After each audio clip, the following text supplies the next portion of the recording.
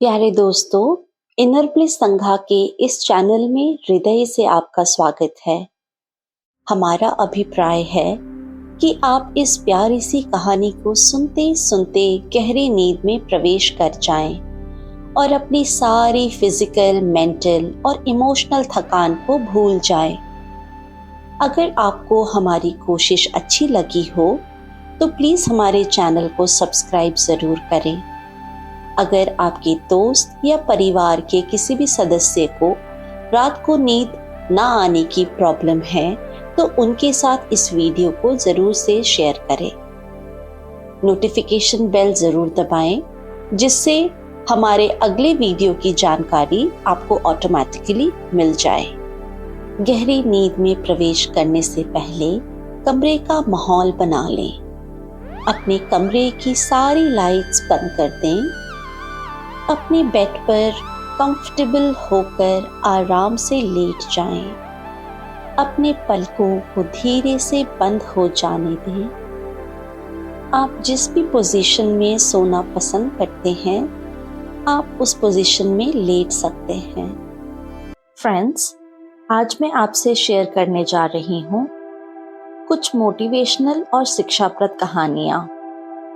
कहानी का शीर्षक है समझदार बनो, वृद्धों का हमेशा सम्मान करो।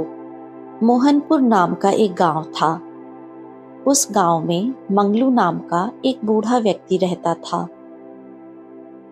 पूरा गांव उसे मंगलू चाचा कहकर ही पुकारता था। उसके पास बहुत थोड़ी सी जमीन थी। उनके बैल इतने कमजोर थे कि उनकी बंजर और पथरीली जमीन पर हल चलाने में असमर्थ थे। मंगलू का नंदू नामक एक पुत्र था। वो नंदू को बहुत प्यार करता था। वो स्वयं सारे काम करता किंतु नंदू से कुछ काम नहीं करवाता था। मंगलू समय से पहले बूढ़ा हो चुका था। उसका शरीर देखने में हड्डियों का ढांचा मात्र था। वो नंदू को खेती जैसे कठोर काम में नहीं लगाना चाहता था। एक दिन मंगलू ने अपनी पत्नी से कहा, अब चिंता करने की कोई बात नहीं है। नंदू जवान हो चुका है। अब वो सब काम करेगा और हम आराम से खाएंगे। मुझे नंदू पर पूरा भरोसा है। हमने उसे बहुत दुखों से पाला है। खुद भूखे रहकर इसे भरपेट खिलाया। खुद फटे वस्त्र पहने लेकिन इसे अच्छे अच्छे वस्त्र पहनने को दिए।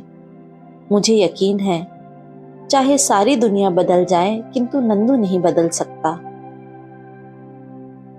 मंगलू की पत्नी ने कहा, स्वामी, कभी कभी सपने उल्टे भी हो जाते हैं। तुम अब सपने देखना बंद करो। मैं पहले आपकी पत्नी हूँ और बाद में नंदू की माँ। मैं नंदू को अच्छी तरह से जानती हूँ। मुझे उस पर जरा भी विश्वास नहीं है। अब तुम भी नंदू को लाड प्यार करना बंद करो। जिस दिन तुम्हारे शरीर की शक्ति समाप्त हो जाएगी उस दिन तुम्हारा ये लाडला नंदू तुम्हें बोझ समझने लगेगा। नंदू के विषय में मंगलू और उसकी पत्नी के विचार भिन्न थे। इसी प्रकार लड़ते झगड़ते मंगलू और उसकी पत्नी का समय व्यतीत हो रहा था। एक बार गांव में हैजे की बीमारी फैल गई। मंगलू की पत्नी भी इस बीमारी की चपेट में आ गई और उसकी मृत्यु हो गई। मंगलू और नंदू का रो रो कर बुरा हाल था। जाने वाले कभी लौट कर नहीं आते। जब पिता पुत्र दोनों रोते रोते थक गए तो उन्होंने संतोष कर लिया। अब घर संभालने वाला कोई नहीं था। गांव वालों के कहने पर मंगलू ने नंदू का विवाह कर लिया। नई नई दुल्हन के आने से घर में फिर से खुशियां आ गईं। एक वर्ष बाद नंदू की पत्नी ने एक पुत्र को जन्म दिया जिसका नाम उन्होंने बड़े प्यार से कृष्ण रखा। नंदू और उसकी पत्नी कृष्णा को बड़े लाड प्यार से पाल रहे थे। मंगलू को कृष्णा के बिना खाना पीना भी अच्छा नहीं लगता था। वो सारे दिन कृष्णा का नाम ही पुकारता रहता था। बुढ़ापे से बड़ा कोई रोग नहीं होता। बुढ़ापे में तो सगे संबंधी भी शत्रु बन जाते हैं। जवानी में तो हर व्यक्ति साथ देता है किंतु बुढ़ापे में कोई साथ नहीं देता। बुढ़ापे के कारण मंगलू का भी स्वास्थ्य खराब रहने लगा। वो दिन भर खांसता रहता था। धीरे धीरे उसके शरीर की शक्ति जाने लगी। कुछ दिन तो नंदू और उसकी पत्नी ने मंगलू की खूब सेवा की, किंतु धीरे धीरे वे दोनों भी उससे दूर भागने लगे। मंगलू का एकमात्र सहारा उसका पोता कृष्णा ही था, जो हर समय अपने बाबा के आसपास ही रहता और उसकी सेवा करता। मंगलू की बीमारी से नंदू और उसकी पत्नी बहुत दुखी हो चुके थे। जब नंदू खेतों में काम करने जाता तो उसकी पत्नी को मंगलू की सेवा करनी पड़ती थी। एक दिन नंदू की पत्नी ने कहा, इस बूढ़े ने तो हमारा जीना ही हराम कर दिया है, सारा दिन कुछ न कुछ मांगता ही रहता है। अब तो हमारा इस घर में सांस लेना भी मुश्किल हो गया है। इस बूढ़े को या तो नदी में फेंक दो या फिर गला घोट कर मार दो। नंदू ने अपनी पत्नी से कहा, ऐसा मत कहो, ये मेरे पिता हैं, मैं इन्हें मार नहीं सकता, वरना लोग तो यही कहेंगे कि मैंने एक बूढ़े और लाचार बाप को मार डाला। नंदू के समझाने का भी उसकी पत्नी पर कोई असर नहीं हुआ। वो प्यार से नंदू को समझाते हुए बोली, तुम इन्हें इलाज के बहाने से ले जाओ और नदी में फेंक दो। ऐसा करने से इन्हें मुक्ति मिलेगी और हमें शांति।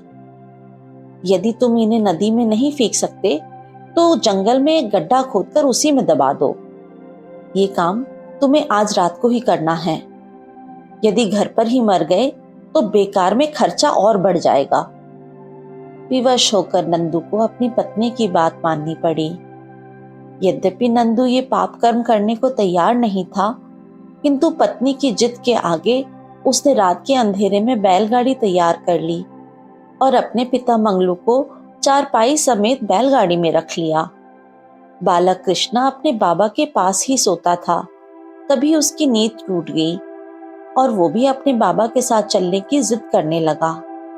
कृष्णा बाबा को अकेला नहीं छोड़ता। कृष्ण के जागने के कारण नंदू और उसकी पत्नी की सारी योजना असफल हो रही थी, पर नंदू की पत्नी शांति ने हार नहीं मानी। रात के अंधेरे में बैलगाड़ी चली जा रही थी। कृष्णा अपने बाबा के माथे को बार बार सहला रहा था। रास्ता सुनसान था। मंगलू की खांसी की आवाज सुनाई दे रही थी। जंगली जानवरों की आवाजें साफ सुनाई दे रही थीं। गाड़ी भयानक जंगल में पहुंची तो नंदू फावड़ा लेकर पेड़ों की ओट में चला गया। नंदू ने गड्ढा खोदना आरंभ कर दिया। कृष्णा की समझ में कुछ नहीं आया। वो सोचने लगा कि आखिर पिताजी रात में इतने सुनसान जंगल में गड्ढा क्यों खोद रहे हैं। कृष्ण ने कहा, पिताजी, आप ये गड्ढा क्यों खोद रहे हैं? नंदू ने कहा, अरे बाबा बेचारे कब तक दुख भोगते रहेंगे, वो बहुत दुखी हैं। तुम्हारे बाबा को शांति देने के लिए ही मैं ये गड्ढा खोद रहा हूं। कृष्ण बहुत होशियार था। वो अपने पिता की चालाकी समझ गया। कृष्ण ने अपने पिता से कहा, पिताजी, जब आप ये गड्ढा खोद लें तो फावड़ा मुझे दे दीजिए, ताकि मैं भी आपके लिए पहले से ही गड्ढा खोद सकूं। जब आप बीमार हो जाएंगे तो मुझे अंधेरे में आकर यहाँ गड्ढा नहीं खोदना पड़ेगा। मैं भी आपकी शांति के लिए ये पुण्य का काम अभी करना चाहता हूँ। कृष्ण की बातें सुनकर नंदू की आंखें खुल गईं। नंदू ने अपने पुत्र को गले लगाकर कहा, बेटा, तुमने मुझे बहुत बड़ा पाप करने से बचा लिया।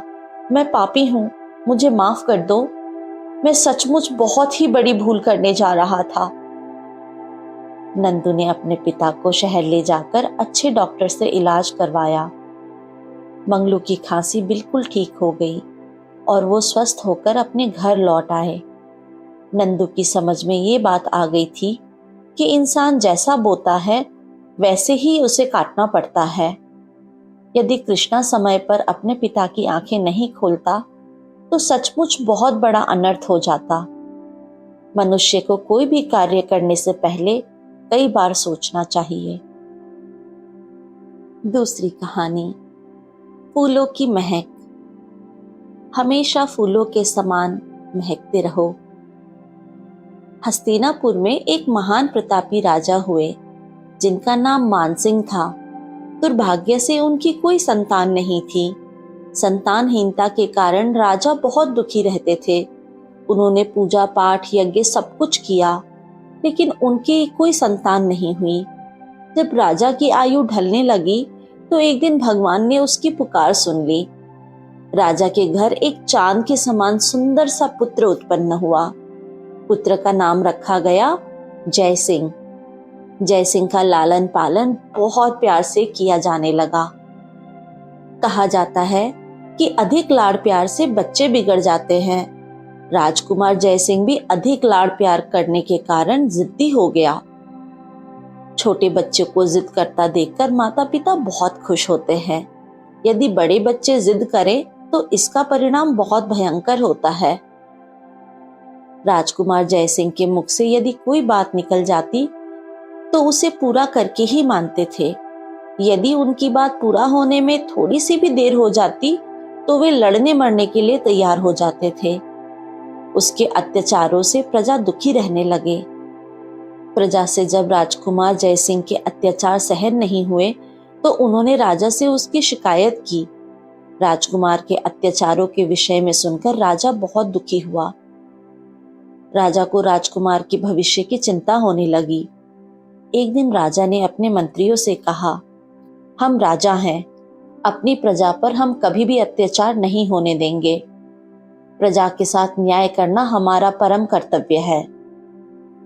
हमारा पुत्र तो हमारे आदर्शों को मिट्टी में मिला रहा है। हमें तो संतान का कुछ भी सुख नहीं मिला।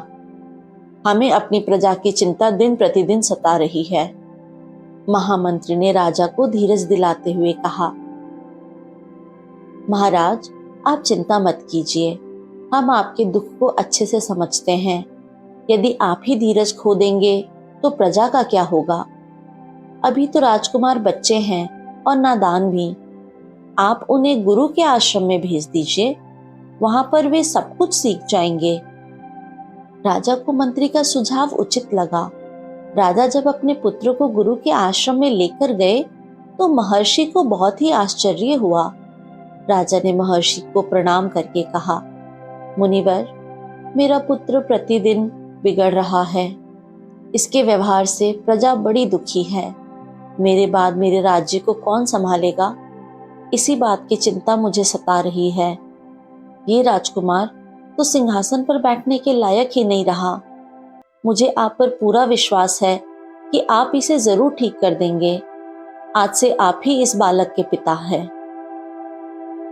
गुरुदेव ने राजकुमार की ओर देखकर कहा, राजन, आप चिंता ना करें, मैं आपके दुख को समझता हूँ।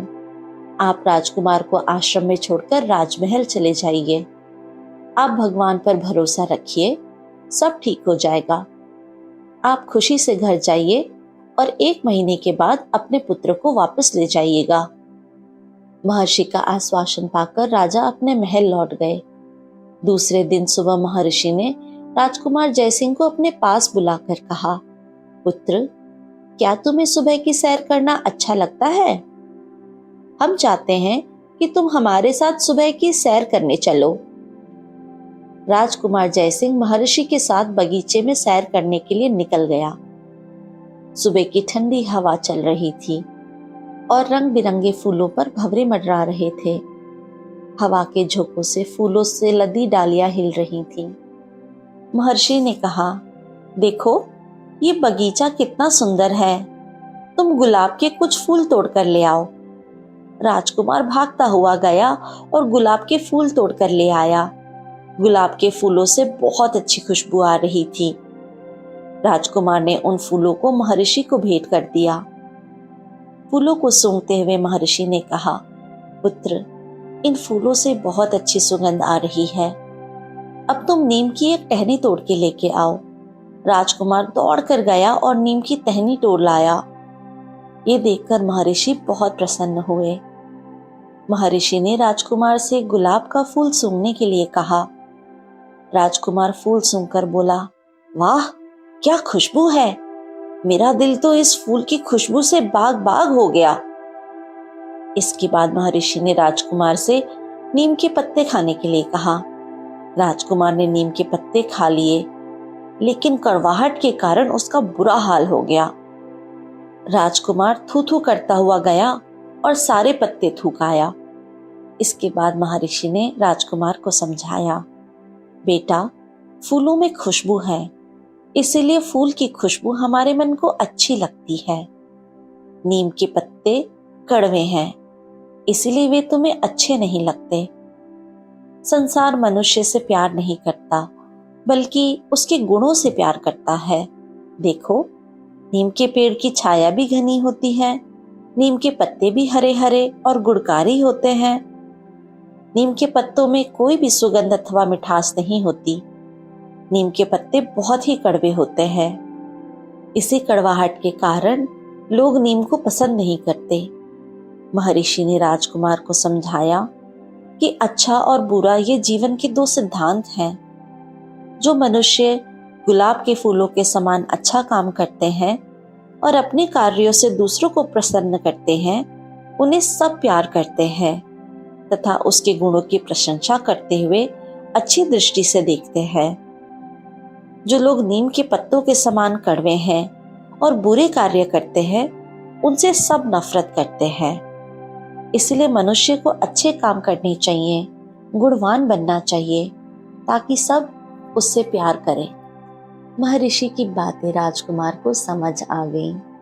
राजकुमार ने महर्षि के चरणों में नतमस्तक होकर कहा, गुरुदेव, आप सचमुच महान हैं। आपने तो अपने ज्ञान से मेरी आंखें ही खोल दी। अब मैं कभी भी जीवन में बुरा काम नहीं करूंगा। सबकी आज्ञा का पालन करते हुए किसी को भी कष्ट नहीं पहुंचाऊंगा। मैं जीवन में वही काम करूंगा जिससे दूसरों को सुख मिले। गुरुदेव के उपदेश से राजकुमार का स्वभाव पूरी तरह बदल गया।